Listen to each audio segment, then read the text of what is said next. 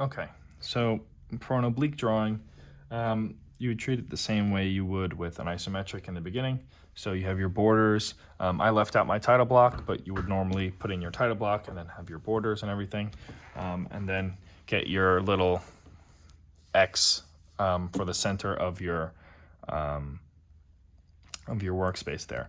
So from the center of your workspace, then you would just center, following the centering handouts that we have. So for centering an oblique shape, it's slightly different than a isometric shape. So the first thing you're going to do, instead of going down 45 degrees, you are just going to go horizontal. So 0 degrees horizontal to the right, half of the length of your object. So in this situation, all of our measurements are going to be 3 because we are doing a cube. But if it was, let's say, the 2x4x6 box, the length would be 6, so you would go over 3 instead of 6, right? So if the length is 6, the width is 4, the height is 2, you would go by those measurements of 6, 4 to length, width, height. But for a cube, everything is 3 inches, so we're just going to do that. All right, so half of our length, so in this case is 1.5. So I will come in now. I just think it's easier for myself sometimes if I have my T-squares up against the side of my table, so I know this is perfectly horizontal. If I know that I need to match up with my 1.5 inch mark, I will just get my 1.5 inch mark there, and then I will mark down at the 0. So I know that line, that little dot I've made right here is going to be where I need to mark over to. So now from the center, I will move over, pushing my pencil against the T-square I have here. So that is my first line. Then from that point, I need to go 45-degree angle down to the left, half of the width. So in this case, it's going to be 1.5 because my width is 3. But if it was a 2x4x6 box, it would be 2 because the width is 4. Okay, so I'm going to use a different triangle than we've been using typically. So this is the this is the 45, 45, 90 triangle. So the 90 is going to be this straight perpendicular angle right there. That's 90 degrees. And then both these other two angles are going to be 45. So what I will do first is, I know I want my angle to be one of these 45s. So what I'll do is I will take the long side of my triangle, push it up against my T-square so that this is 0. And then this angle right here is going to be my 45-degree angle. Match it up with the side of my line right here. And for this one, I'm just going to come in lightly, make that line. So I have that line there. Now I'll come in with my measurement. I know it needs to be 1.5 inches. So I'll come in here now with my ruler. At my 0 there. Make sure it's in line. And then the 0.5 is right there. So now I can erase everything after that. All right, and then the last step is vertical down half of the height, which in this case is 1.5 still. In the 2x4x6, it would be the 2. So the measurement would be 1. So from here, I will go completely vertical, 1.5 inches. I'm just gonna take my T-square and then just go down. And then last thing I will do is measure it. So I went completely vertical, and it looks like it would be right there. So from here, I have I can make my little arrow here. This is going to be the starting point for my shape. So from here, I can just erase everything else. I don't need any of these other marks that I've made because I got my starting point. This is going to be the center of my workspace right there. So not necessarily the center of my workspace, but actually what it's pointing out is once you draw your shape, that will be the center of your workspace based off of the shape that you draw. All right, so the very first step we're going to do for an oblique shape is the front of the shape. So as if you're viewing it 2D. So if this is a cube, I am drawing a square, right? So it's a 3x3 square, and I know that the point that I just made is going to be the bottom right of that front side of the shape. So I know I need a 3x3 shape right now. So I know my first line is going to be completely horizontal. So from my point right here, it's going to be right there. I'm gonna go from my point, I'm gonna go horizontal to the left. I'm just gonna make a line. I think that'll be all right. Let's see, and then I'll come in and mark it for 3 inches. So I'll move the 3 over to it. Make sure it's in line with my line I just drew. That is perfectly 0 degrees. And right there. So I've marked that. I can erase anything extra. Basically, you're just gonna make a cube, or not a cube, you're gonna make a square. So come in now. Now I have my t-square against the bottom of my table, knowing that this line is going to be perfectly vertical. And I will come up from my mark here and make sure that it's 3 inches. 3 inches is about there. Perfect. And now from here, I'm going to need 3 inches going across again. So for these ones, you should be measuring every single one to make sure that it's 3 inches. I know that I'm right. So I know that if I do horizontal from there and I do vertical from my starting point, and whenever they intersect is going to be my next corner. Now I know that these sides are going to be 3 inches. I just know that already because you've just watched me measure everything. I'll measure just to be sure, what you guys should also do. That's a pencil down, but that's 3 inches. And then that's 3 inches. Okay. So I have my square, or my 2D shape. If it was a 2x4x6 box, it would be 6 inches across. Yeah, right? 2x4x6. I would have my 6 inches across, and then I would have my 2 inches up. So it would basically just be a rectangle. And then my 4 inches would go back this way, I believe, right? But in this situation, it's just going to be my cube, so 3x3. Now, from this point, you have a choice. So if you are doing a Cavalier drawing, you are keeping all your measurements the same. So you would never have to half your measurement or anything like that, and your angle would go by 45 degrees, right? If you are doing a cabinet drawing, though, you would half your measurement. Sorry, I'm just fixing a line. You would half your measurement, but you would go by 30 or 45 degrees, depending on what you want. I'm gonna go by 45 for now, just because I have my triangle out here, and I just think it's easier that way.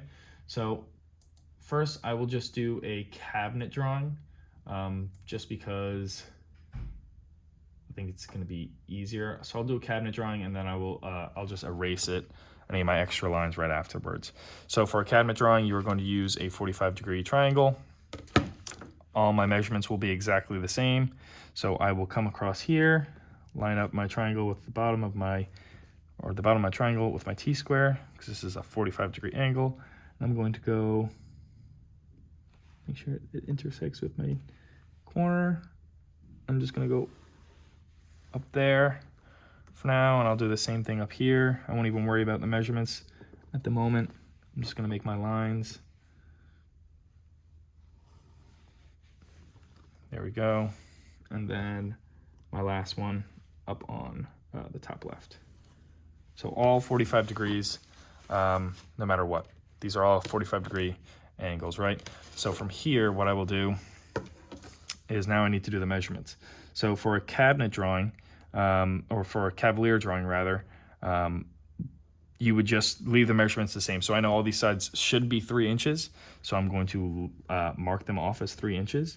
It's not going to look correct with your eyes, like based off of how we see shapes in reality, but that's just what a Cavalier drawing is. So I went in there, I marked my 3 inches. I'll do the same thing again here. I mark my inches, and then I erase the extra. And I'll come in one last time, on my last side. And oops.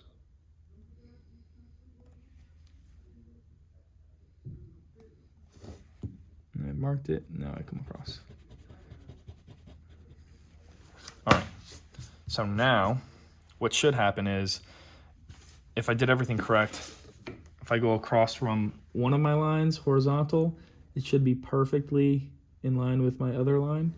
So I go across, perfectly intersects there. And if I go vertical, it should also perfectly intersect there as well. So if I go from my point, push my T-square over to it, and I go up. Oh, looks like a little off. Maybe I didn't go for my point. So I'll erase again and actually go for my point.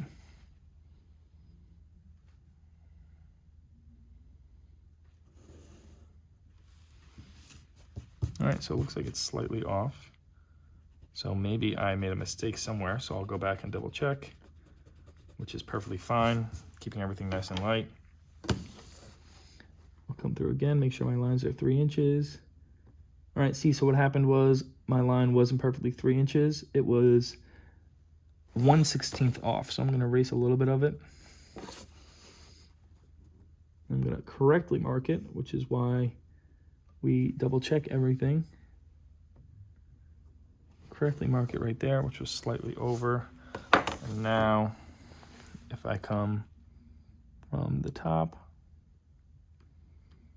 I'll go down right where my new mark was, which is perfect. Okay? All right, so now, if you measure those two lines, the vertical and the horizontal line I just made, they should be exactly 3 inches. So that one was 3 inches. And this one is, move it over, also 3 inches. I don't know if you guys can see that from the angle you're at. No, you actually can't. All right, but my inches are up here and I'm measuring it that way, right? So this is my oblique Cavalier shape, right? So let me see if I can lower my brightness here. I don't really want to do that. All right, so this is my oblique Cavalier shape, right? All my measurements are exactly as they are written down on paper: 3 inches, 3 inches, 3 inches, 3 inches, 3 inches, 3 inches, 3 inches, 3 inches, 3 inches, no matter what. Even though when you look at this, it really seems like this side is longer, but that's because when you look at an object in real life, this side would be foreshortened, which is what I will show you here in a cabinet drawing, right? So from this point, I would normally erase it. I'm gonna cheat a little bit. So what I'm going to do is, for a cabinet drawing, it would be exactly the same. You could change up your angle if you'd like, but if I use a 45-degree angle for my cabinet drawing, the only thing I would change is, instead of my full measurements for my sides, I would just half my measurements. So if I have a 3-inch side, I would just halve my measurement. So if I have it, I will be at 1.5. So that mark there, I'm just gonna come in just so you guys can see what it looks like.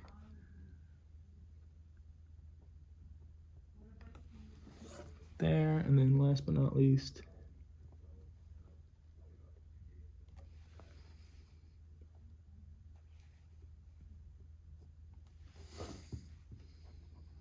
right there. All right, so I have my marks. I'm gonna go across and erase everything else.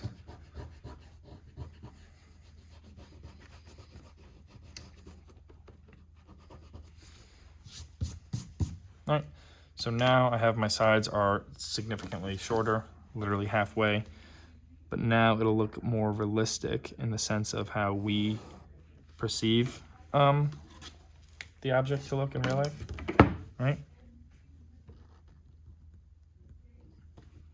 And then come across one last time to meet my corner, okay? All right, so it's the same idea. I still have my flat side. I go back 45 degrees for all these lines like that, but instead of going the full measurement of 3, I go by 1.5. But still, I have my vertical and my horizontal line are still staying at a different 3 inches now, but they're still 3 inches, right? So that's still 3 inches from the bottom right to the top right, and this is still 3 inches from the top left to the top right. All right, the only thing that's different is these measurements here are 1.5, 1.5, and 1.5, okay? So flat side first, then your sidelines are going back at different angles. You could do 45 for both Cavalier and cabinet, but if you're doing another cabinet, which is just like this one, you could also use a 30-degree angle. So instead of the angle we just chose, you would just change it up a little bit, and instead of going back at a 45, you would go back at a 30, which is what we've been using for the isometrics. So you just go back at a 30, which would sort of look a bit more like that. It would go back more at that angle than these angles are going a bit up, right? So with the Cavalier, you are going 45 back, and all your measurements are the same. You don't change them. With the cabinet, you are having your measurements on these diagonal lines, okay?